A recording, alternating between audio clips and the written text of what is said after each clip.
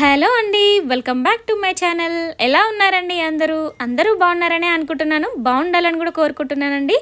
ఇక పండగ సెలబ్రేషన్స్ అయితే అయిపోయినాయి కదండి. అందరూ సక్సెస్ఫుల్గా బాగా జరుపుకున్నారనే అనుకుంటున్నాను. ఇంకా నేనైతే బాగా జరుపుకున్నానండి. ఊరికైతే వెళ్ళాము మా అమ్మమ్మ వాళ్ళ ఇంటికి, ఇంకా మా అమ్మ వాళ్ళ ఇంటికి అయితే వెళ్ళి అయితే ఇంకా అలా గడిపేసి వచ్చాము. పిల్లలతో, హస్బెండ్తో అందరం అయితే వెళ్ళి మంచిగా హ్యాపీగా ఎంజాయ్ చేసి వచ్చామండి. మీరు ఈ పండగని, ఈ సంక్రాంతిని ఎలా సెలబ్రేట్ చేసుకున్నారో కమెంట్ బాక్స్లో కమెంట్ చేయండి. ఇంకా ఇంకా వచ్చేసిందండి. ఇంకా బ్యాక్ టు ప్రిపరేషన్ అండి. ఎందుకంటే మనకి నోటిఫికేషన్స్ దగ్గరలోనే ఉన్నాయి కాబట్టి ఇంకా మళ్ళీ స్టార్ట్ అయితే చేయాల్సిందే. After the celebrations, after the festival నేనైతే మళ్ళీ స్టార్ట్ చేయడం జరిగిందండి. యాక్చువల్గా నిన్ననే స్టార్ట్ చేశాను. ఇంకా ఊరి నుండి నేనైతే మొన్న వచ్చాను. అందుకని చెప్పేసి నేను మొన్న నైట్ రావడం జరిగింది. అందుకని నిన్న స్టార్ట్ చేయడం జరిగింది. నిన్న వీడియో షూట్ చేయడం అయితే కుదరలేదండి. అందుకని చెప్పేసి ఈ రోజు అయితే నేనైతే ఈ వీడియో అయితే షూట్ చేస్తున్నాను. ఇంకా బ్యాక్ టు ప్రిపరేషన్కి వచ్చేసాను. ఇంకా చదువుతున్నానండి. ఈరోజు పాలిటీ అయితే ఓపెన్ చేశాను. నేను స్టార్టింగ్ నుంచి పాలిటీయే చదువుతున్నాను కదా. నా ప్రిపరేషన్ స్టార్ట్ అయినప్పటి నుంచి నేనైతే పాలిటీయే చదువుతున్నాను ఆఫ్టర్ ది ఎగ్జామ్స్. నేను దాంట్లో ఇప్పుడైతే నేను ప్రజెంట్ ఎక్కడున్నానంటే ఫెడరల్ సిస్టమ్ అయితే చదువుతున్నానండి. ఇండియన్ పాలిటీలో ఫెడరల్ సిస్టమ్ అయితే చదవడం జరుగుతుంది. మీ ప్రిపరేషన్ స్ట్రాటజీ ఎలా ఉందో మీరైతే ఖచ్చితంగా మీరు ఒక టైం టేబుల్ అనేది వేసుకోండి. దాన్ని ఫాలో అవ్వడానికి అయితే ట్రై చేయండి.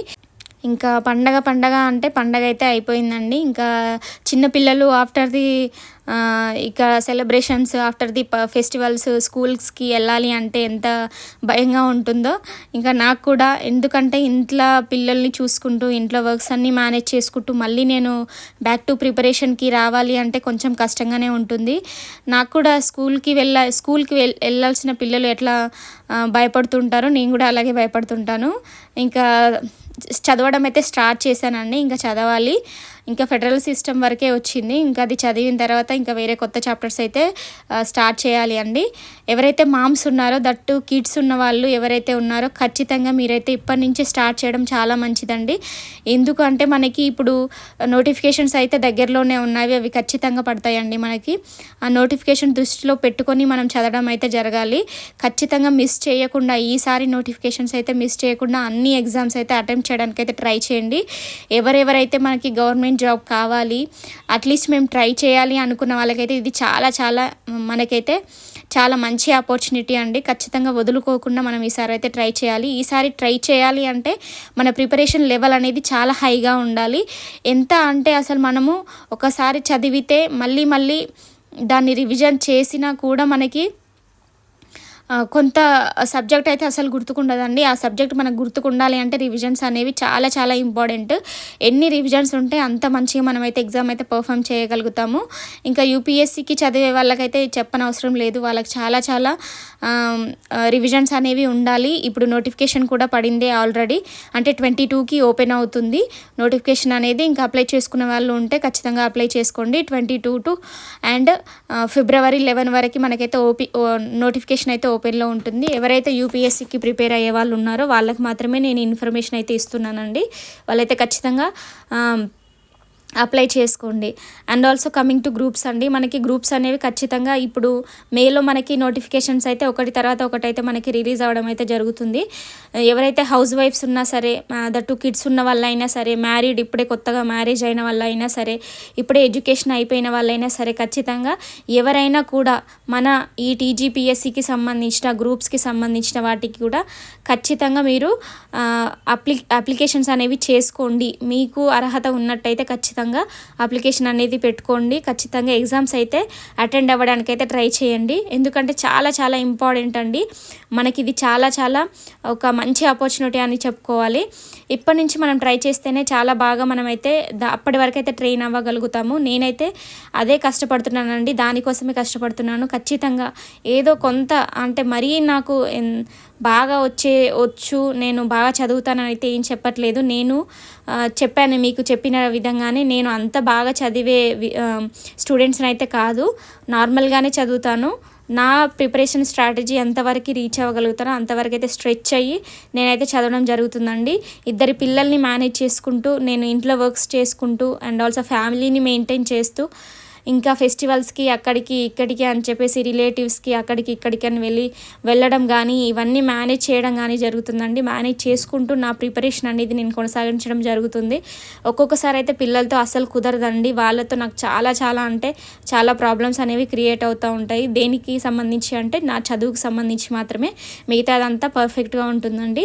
ఇంకా వాళ్ళకి ఇవ్వాల్సిన టైం వాళ్ళకి ఇస్తున్నాను. నా చదువుకి ఇవ్వాల్సిన టైం నేను, నా ప్రిపరేషన్కి ఇవ్వాల్సిన టైం నా ప్రిపరేషన్కి ఇస్తున్నాను. ఈక్వల్గా బ్యాలెన్స్ అనేవి చేయాలి అని మనం ఈక్వల్గా బ్యాలెన్స్ చేయాలని అనుకుంటాం, కానీ ఏదో కొంచెం ఎక్కువ కానీ తక్కువ కానీ అవుతూ ఉంటుంది. దట్స్ ఓకే అండి.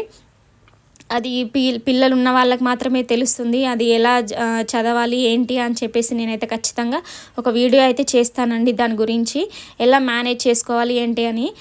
నా ఛానల్లో ఆల్రెడీ నేను ఎలా వర్క్ అనేది మేనేజ్ చేస్తున్నాను, పిల్లల్ని ఎలా మేనేజ్ చేస్తున్నాను, నా ప్రిపరేషన్ అనేది ఎలా కొనసాగిస్తున్నానో నేను ఆల్రెడీ ఒక వ్లాగ్ అయితే చేయడం జరిగిందండి. ఎవరైతే ఇప్పటివరకు ఆ వ్లాగ్ అనేది చూడలేదో ఖచ్చితంగా వెళ్ళైతే వాచ్ చేయండి. నేను డిస్క్రిప్షన్లో లింక్ అయితే ఇస్తాను, వెళ్ళైతే వాచ్ చేయండి. నేను ఎలా మెయింటైన్ చేస్తున్నానో, నా పిల్లల్ని నా వర్క్ని ఎలా మెయింటైన్ చేస్తున్నానో మీకు ఖచ్చితంగా దాంట్లో అయితే అర్థమవుతుందండి. ఇంకా మళ్ళీ వ్లాగ్స్ అనేవి చేయడానికి నాకు కొంచెం కుదరట్లేదండి. పిల్లలతో అస్సలు అవ్వట్లేదు, నాకు చదువుకోవడానికే టైం కుదరట్లేదు. అందుకని చెప్పేసి వ్లాగ్స్ అనేవి కొంచెం అవ్వట్లేదు. ఎప్పుడో చదువుకునేటప్పుడు నాకు టైం దొరికితే నేను వీడియోస్ అనేది షూట్ చేయడం జరుగుతుంది. ఎర్లీ మార్నింగ్ అనేది చదవడం అయితే మీరు చూసే ఉంటారు. కాకపోతే ఈ మధ్యలో మళ్ళీ గ్యాప్ వచ్చేసింది. ఫెస్టివల్కి వెళ్ళడం జరిగింది. దాంట్లో ఇంకా ఫెస్టివల్కి వెళ్ళి మళ్ళీ వచ్చి కొంచెం టైర్డ్ అయిపోయేసరికి ఒక 1 డే అలా రెస్ట్ తీసుకొని ఆ తర్వాత మళ్ళీ బ్యాక్ టు ప్రిపరేషన్కి అయితే రావడం జరిగిందండి.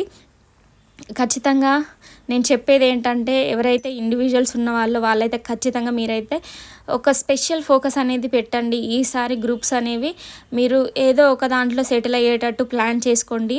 మీరు మంచిగా ప్లాన్ చేసుకొని చదివితే ఖచ్చితంగా ఏదో ఒక జాబ్ అయితే కొట్టొచ్చండి. రైల్వే జాబ్స్ కూడా పడ్డాయండి. ఓన్లీ గ్రూప్స్కే కాకుండా సెంట్రల్కి సంబంధించి ఎగ్జామ్స్ కూడా రాయడానికి అయితే ట్రై చేయండి. అది 10th క్లాసే కదా, ఇంటరే కదా, డిగ్రీయే కదా అని చెప్పేసి అయితే తీసిపారేయకండి. అది కూడా ఒక జాబే. అది రావడానికి కూడా చాలా కాంపిటీషన్ ఉన్నదండి. మీరు దానికి కూడా మీరు ఎలిజిబుల్ అయితే ఖచ్చితంగా అప్లై చేసుకోండి. మళ్ళీ నోటిఫికేషన్స్ అనేవి రావడానికైతే చాలా కష్టం అవుతుంది. ఆఫ్టర్ ద సో చాలా గ్యాప్ తర్వాత మనకి రైల్వే గ్రూప్ టీ జాబ్స్ అనేవి పడ్డాయండి. అప్లై చేసుకొని రాయడానికైతే ట్రై చేయండి. మళ్ళీ నేనైతే ఇంకా నా ప్రిపరేషన్ అయితే రీస్టార్ట్ చేయడం జరిగిందండి. ఇంకా ఫెస్టివల్ తర్వాత మళ్ళీ రీస్టార్ట్ చేశాను. మళ్ళీ మార్నింగ్ వ్లాగ్స్ అనేవి వస్తాయి. షార్ట్ స్టడీ వ్లాగ్స్ అయితే ఖచ్చితంగా చేస్తానండి. నాకు వీలైనంత ఇన్ఫర్మేషన్ని మీతో షేర్ చేసుకోవడానికి ఖచ్చితంగా ట్రై చేస్తాను.